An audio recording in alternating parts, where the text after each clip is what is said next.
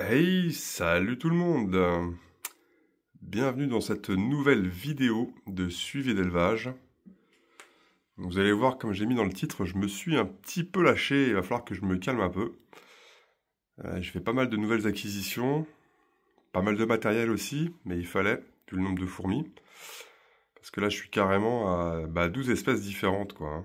Donc, il fallait du matos pour tout ce petit monde. Mais là, du coup, ça y est, je suis fin paré, je suis comme il faut. Et donc voilà, tout va bien. On va commencer par les Mutilarius.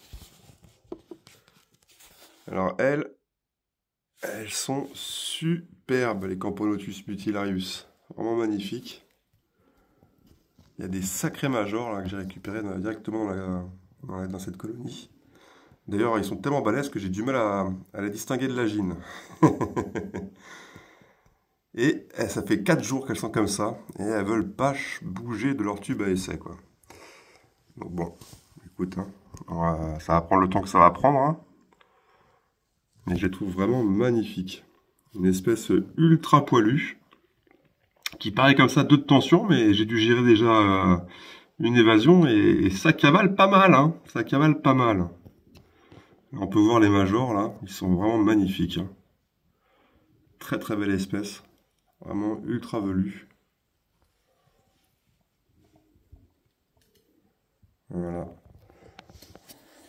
On va passer aux voisines d'à côté. Vous avez déjà vu normalement, si vous me suivez un petit peu, en vidéo, les Meranopus bicolores. Voilà, là on est sur les Meranopus. Alors, ça va bouger un petit peu, hein, je suis désolé. J'ai pas beaucoup d'appui là. Voilà. Très belle espèce. Pas très active pour le coup, hein. Vraiment, c'est pas le genre bien speed, quoi. Et ce qui est marrant, c'est que c'est vraiment la gine qui arrête pas de gigoter dans tous les sens. Elle est tout le temps à droite, à gauche pour essayer de trouver de la bouffe. Alors que ces filles, c'est pas trop ça, quoi, pour le coup. Donc là, je les ai mis dans un petit setup qui a l'air de bien marcher. J'ai trouvé ça sur AliExpress, c'est 4 balles le nid, franchement. Du coup, j'en ai pris pas mal. Et ça fait le boulot, hein, pour les fondations, quoi. Franchement, ça fait le boulot. Après, c'est pas de top qualité, hein, c'est pas du Antworld, mais franchement, c'est pas mal. Pour 4 euros. Voilà. On va passer aux suivantes. Alors là, on est sur les Camponotus arrogance. Elles sont magnifiques. Madame Lagine est rentrée dans le nid. Et elle, pour le coup, elle cavale beaucoup plus que les Meranopus, hein. Justement, le petit défaut de ces nids à 4 euros, là, c'est le petit clapet, là, qui s'ouvre très facilement. Et j'avais pas fait gaffe, mais quand j'ai reposé après l'entretien de la fourmilière, le nourrissage, le clapet s'est enlevé. Je me suis retrouvé avec deux évadés, surtout qu'il n'y a que 3 workers. Donc c'était un peu la galère pour les récupérer, pour être très honnête. Ça a été un coup de bol, plus qu'autre chose. Donc là, vous verrez pas grand-chose, hein. Ce que je fais, je l'ai raccordé à un nid Antword.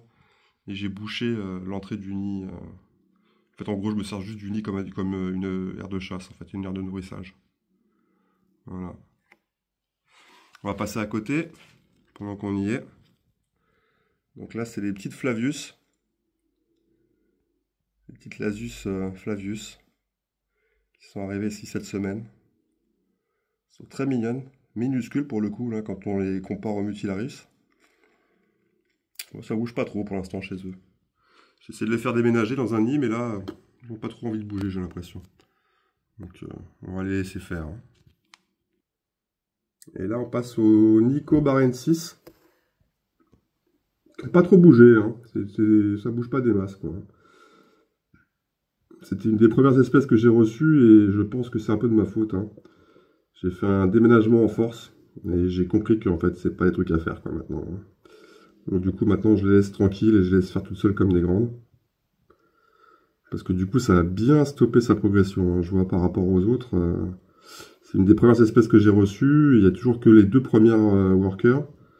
Et très peu de couves, hein. Je sais même pas si elle a repondu depuis. J'ai vu qu'il y avait 2 larves. Mais bon. Donc je la laisse tranquille. La plupart du temps, je la mets dans un cache. C'est pour ça que là, elle est un petit peu agitée. Parce qu'elle n'a pas trop l'habitude de la lumière, celle-là. Du coup, je vais refermer tout ça. On va laisser pépère, hein. Voilà, là, c'est le setup que j'utilise du coup pour les Nicobar N6 et qui marche pas trop mal. En tout cas, ça les maintient bien en vie. On va passer aux voisines. Alors là, ça, c'est des Myrmica que j'ai trouvé durant l'essaimage cet été. Donc, bah là, elle est tranquille. Je vais pas l'embêter. Elle est en pleine fondation. Je vais pas la faire chier, quoi. Elle a arraché ses ailes, tout ça. Donc, alors, j'ai pas enlevé le cache. Et puis là, justement, bah, on peut voir aussi d'autres Myrmica que j'avais trouvés durant l'essaimage. Et mais qui pour le coup, elles n'ont pas encore arraché leurs ailes, j'ai pas vu de couvain ni rien, donc je les laisse tranquilles, je les laisse en tube. Alors que celle qui est dans le nid là, elle a déjà arraché les ailes. Donc je me dis, ça me fait dire qu'elle est déjà féconde, quoi.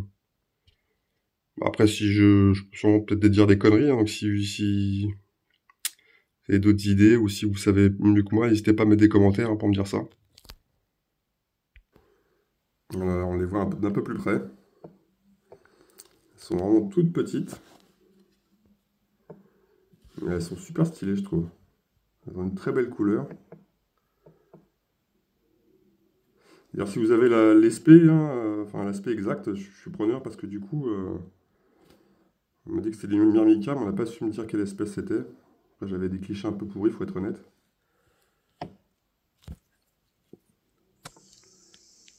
Voilà, et pareil aussi, de l'essaimage cet été, je les ai en tube, là, je les laisse tranquilles, je vous les montrerai pas. J'ai 4 Gine marginatus qui ont fondé, donc qui ont pondu leurs premiers œufs. J'en avais récupéré 6, il y en a 2 qui sont mortes. Donc, et pareil aussi, toujours tranquille, j'ai ma première reine Messan Barbarus qui, après réception, a perdu toutes ses ouvrières au bout de 2 jours. Elle avait 12 ouvrières, il n'en reste plus qu'une, donc pareil, je la laisse tranquille aussi. On va attendre la fin de prochaine diapo. Alors, je la nourris, hein, bien sûr, mais voilà. Allez, on va passer aux autres. Donc là, du coup, on passe sur l'étagère. Donc là, c'est le nid que j'ai fait, là, qui est en test d'humidification. Pour l'instant, ça a l'air d'être pas mal, hein, je trouve. On va voir hein, ce que ça va donner. Mais si ça le fait, et vu comment c'est bien humide, je pense déménager les Mutilarius dedans. Donc on va voir ce que ça va faire. Donc du coup, il est en 2 phases. Hein. J'ai fait... Je l'ai fait ici, là, ça c'est la première phase. Puis une fois qu'il y a un peu de monde, on ouvre là-haut. Et puis du coup, ça leur libère l'accès à d'autres chambres. Donc ça c'est mon deuxième essai. Mon premier, il n'était pas terrible, il y avait pas mal de galères. Voilà. Allez, on va passer aux fourmis qui sont sur l'étagère. Alors attendez, on va faire ça mieux. Donc là, on est sur les Camponotus cruentatus. Elles sont vraiment magnifiques. Ultra speed, c'est un truc de malade. Et j'ai perdu une ouvrière que j'ai retrouvée morte dans l'art de chasse. Je pense que c'est dû à leurs mœurs un peu violentes entre elles. Hein, parce que je les vois, elles se chamaillent souvent. Elles étaient 6 à la base, et puis là je vois qu'elles sont à nouveau 6, donc du coup il y a eu de la naissance, donc c'est plutôt cool. Mais elles sont super speed quoi. C'est vraiment sympa à observer quoi. Elles sont toujours en train de se chamailler un bout de truc. Et la gine je la trouve mais vraiment splendide. Elle est vraiment à tomber par terre quoi.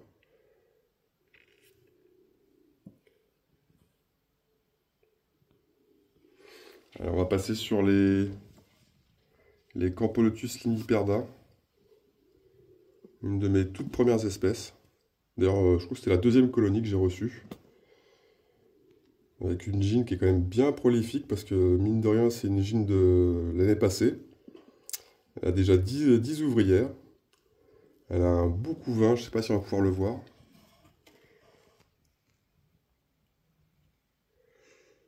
Et donc ça promet une belle année prochaine.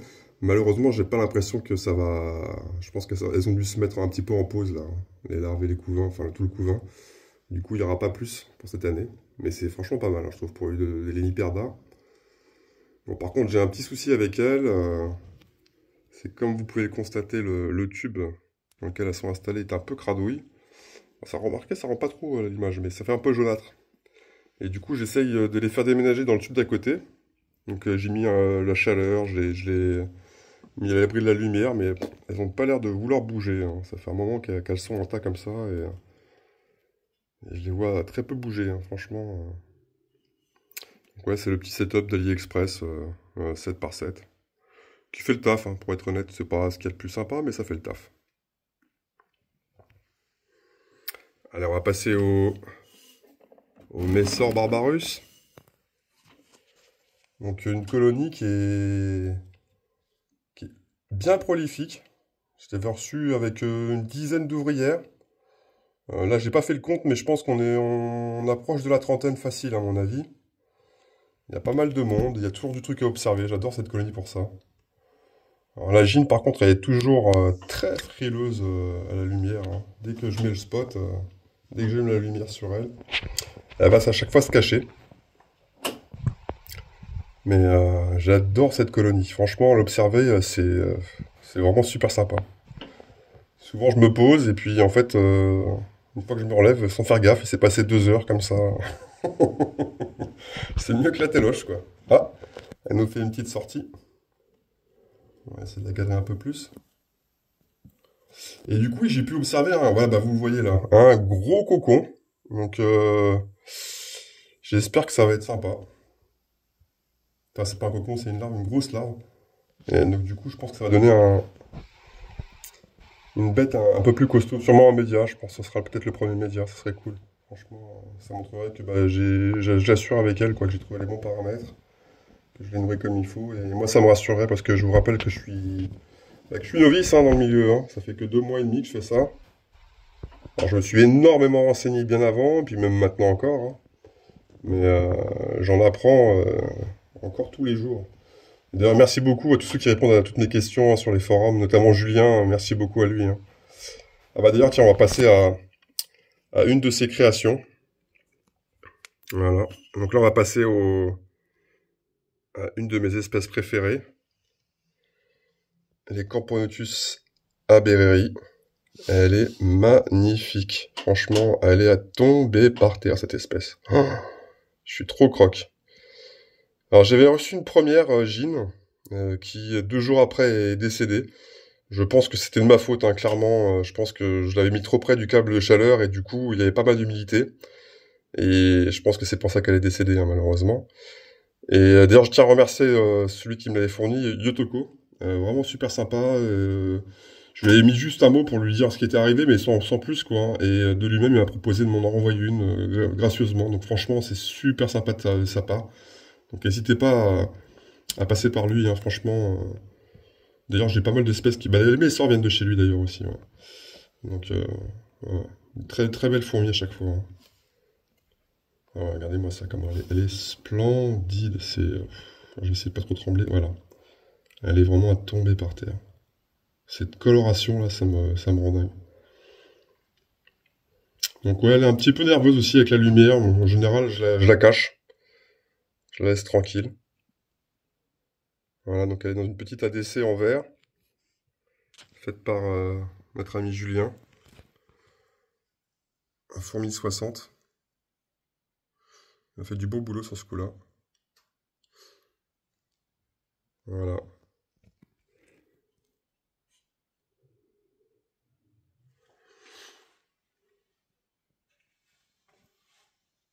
Alors on va repasser pour finir à mes chouchous, à mes préférés, les Camponotus circumspectus. Donc là je les ai nourris tout à l'heure. C'était un peu l'effervescence dans l'ADC. Je vois que ça s'est un petit peu calmé. Ah oui, ça s'est bien calmé, oui, en effet, ouais. J'avais mis 2 blattes et m'en ont vidé une quasiment au bout d'1 heure, un truc de dingue. Pourtant, elles sont pas trop nombreuses encore hein, pour l'instant, mais c'est dingue ce qu'elles peuvent manger, quoi. Oh là là, c'est des voraces, celles-là. C'est des sacrés voraces. Et donc, du coup, ouais, j'ai eu une petite frayeur avec elle en les observant. Je me suis rendu compte qu'il n'y avait aucun cocon. C'était que des nymphes nues. Et comme il y a du coup aucune information sur cette espèce sur le net, j'ai un peu flippé. Et puis, la personne qui me les a vendus, quand je lui ai posé la question, il m'a dit oui, qu'en effet, lui aussi, il n'avait jamais observé de cocon. Donc ça m'a vachement rassuré. Vous pouvez le voir, il y a des belles choses qui se préparent. Il y a un beau couvain. C'est vraiment, vraiment sympa. Donc une petite Camponotus qui vient d'Asie. L'Indonésie d'ailleurs, je crois, si mes souvenirs sont bons. Mais il n'y a vraiment aucune info sur le net sur elle. Donc, ouais, elles sont vraiment magnifiques. Voilà. Du coup, on a fini le tour, les amis. On a fini le tour. Bah écoutez, merci de m'avoir suivi jusqu'au bout.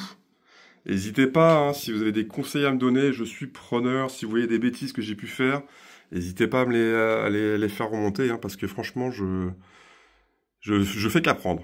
Donc, et c'est aussi pour ça que je fais ces vidéos, hein. C'est vraiment pour vous montrer un peu mes setups, voir si vous voyez des bêtises, si les trucs qui sont améliorés. Il faut vraiment pas hésiter à me les dire, hein. Franchement, toute remarque est constructive et très bonne à prendre. Donc voilà. Bah écoutez, je vous remercie de m'avoir suivi jusqu'au bout, et je vous dis à très bientôt. Salut, salut!